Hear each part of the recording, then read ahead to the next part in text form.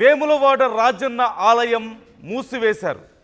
ఆలయ విస్తరణ అభివృద్ధి పనులు చేపడుతున్నందున ఈ రోజు నుంచి రాజరాజేశ్వర స్వామి దర్శనాలు నిలిపివేస్తున్నట్లుగా ప్రకటించారు.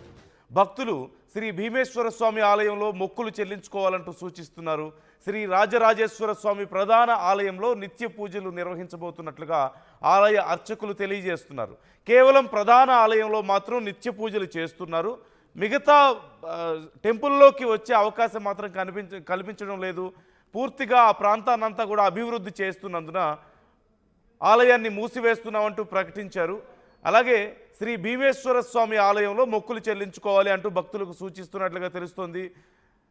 గతంలో రేవంత్ రెడ్డి ఒక హామీ ఇచ్చారు.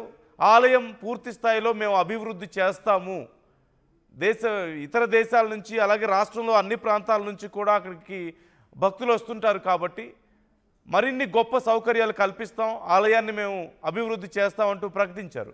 ఈ నేపథ్యంలో సుమారుగా తెలంగాణ ప్రభుత్వం 127 కోట్ల రూపాయలు ఆలయం అభివృద్ధి కోసం ఖర్చు పెట్టబోతున్నట్లుగా తెలుస్తోంది.